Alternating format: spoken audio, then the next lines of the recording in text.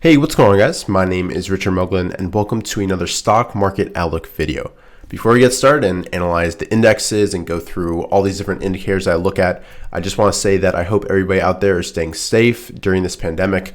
Obviously, all of this should be completely secondary to your health and the health of your family. So please make that your number one priority. But anyway, getting into the video, I'm going to go through, as usual, some technical analysis on the major indexes that I look at. Then we'll talk about a few of the stocks that are looking at that are exhibiting high relative strength. And then we'll go through the IBD Big Picture article and also take a look at wishingwealthblog.com. But anyway, getting into it, we'll take a look first at the QQQ, which is the NASDAQ 100 composite, and see how it performed this week. So starting on Monday, we gapped down and finished near the low of the day, which is a very bad start and kind of indicative that we're going to be experiencing volatility as usual during this time. And overall on that day, we finished down 7%.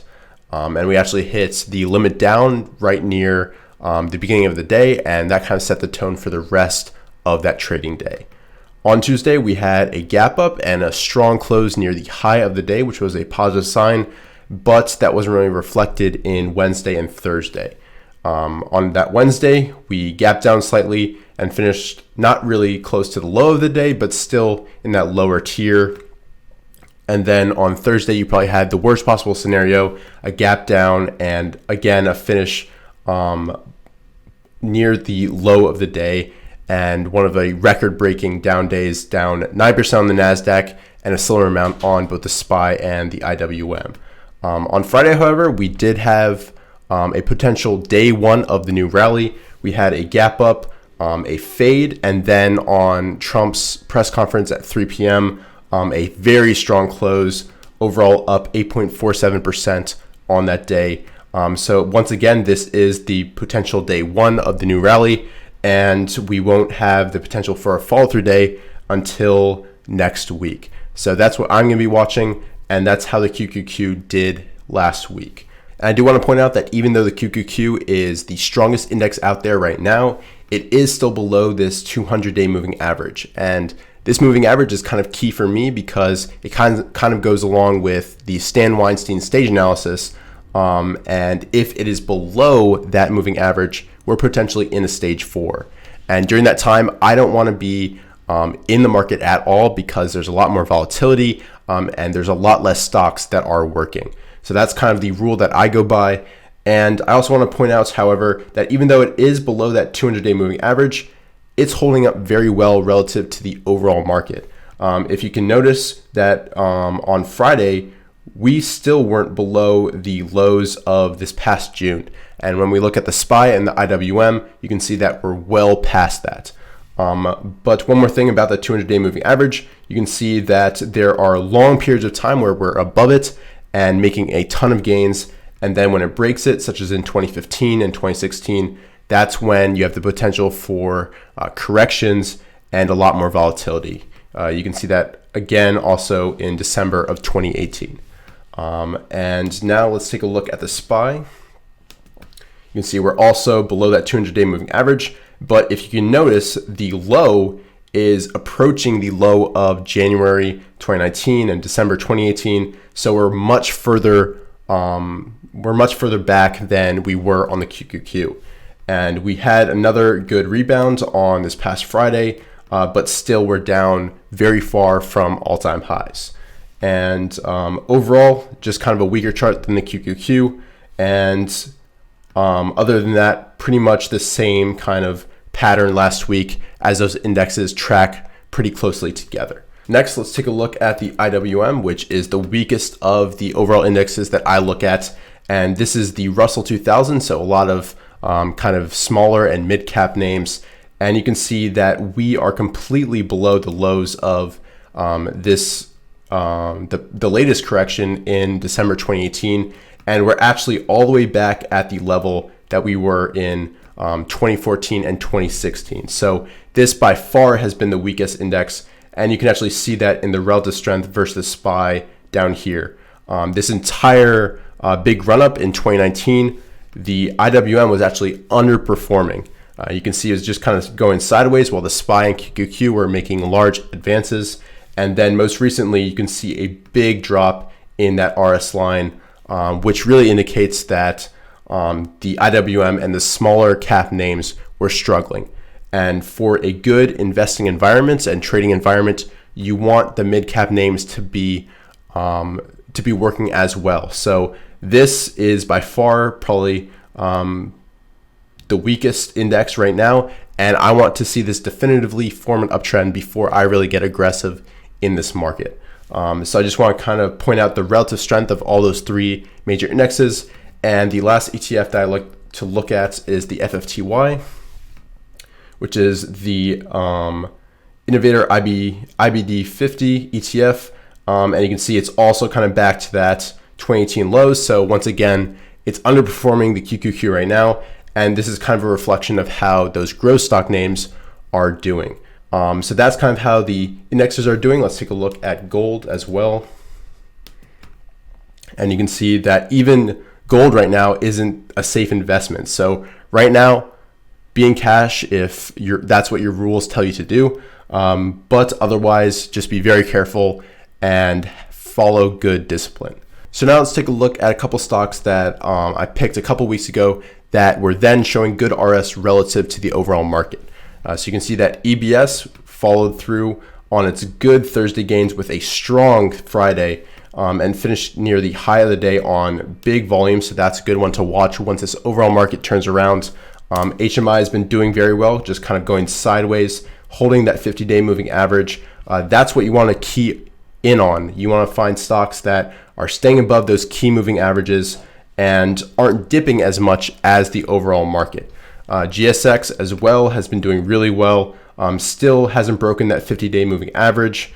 TDOC had a very strong Friday and a boost as well from some of the news that was in Trump's conference. NVIDIA has been doing well. DocuSign has been doing reasonably well. If you want to understand kind of my process and how I chose these stocks to focus on, I have an entire video on that, which will be popping up right over there. I really encourage you to check that out because I've gone through a bunch of different columns that I use in TC2000 to look for these stocks and also some screens in Marketsmith. So I really encourage you to check out that video. But now that we've talked about the indexes and some of the key stocks that I'm looking at, let's go ahead and check in on the IBD Big Picture and then wishingwealthball.com. So first, taking a look at the IBD Big Picture article, the headline is Stock Market Crash Shows Historic Speed, Fear Spikes, and they're going to talk about how to spot the next bottom. So first, the article talks about how quick this entire correction has happened, and they talk about how on Friday, stocks really rallied hard into the close after Trump's press conference. However, the NASDAQ was still down 9%, the SPY similar, and also the Russell 2000 was down 16%. So even though we had a strong rally Friday, it didn't erase the entire week's losses. So now here they talk about what news is going to cause a turnaround in the stock market and end this correction. And they discuss how what happened in 2015, 2016, during the Black Monday crash of 1987, where similar to this, the Russell closed down 34% over 15 sessions. So we're actually beating that right now. And then they kind of go into a couple different indicators that they look to help gauge sentiment and potentially call a bottom. So first they talk about the VIX a little bit, and then they talk about the put call volume ratio, which is the ratio to puts to calls to try to gauge how bearish people are. And on Thursday, it was 1.43. And if we actually go to the psychological market indicators over here, we can see the most recent rating. So let's go here. And you can see that right now it's still 1.17, which is above kind of that 1.2, 1.15 level, which usually indicates a lot of fear and perhaps an imminent technical bounce. Now, whether that's going to be a dead cat bounce, you don't really know, and you shouldn't put 100% faith in this indicator. It is kind of a secondary indicator.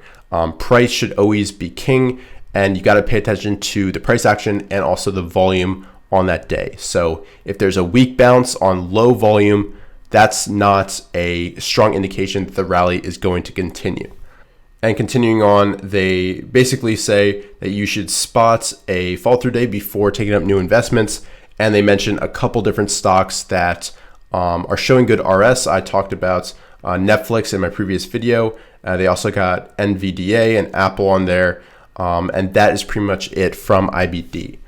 So looking at the Wishing Wealth blog, you can see that the current GMI signal is red from February 26, 2020.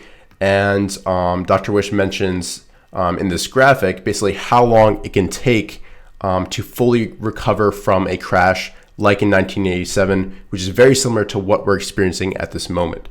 So it basically took 23 months for the S&P to come back all the way to that previous level. So basically we should still be wary, and we should wait for that confirmed uptrend before taking up new investments at this time. And one last thing before I end the video, I just want to point out my favorite way to kind of visualize the trends of the market and to make sure that I'm trading with the trend. And that is this GMM chart, or Guppy Multi-Moving Average chart.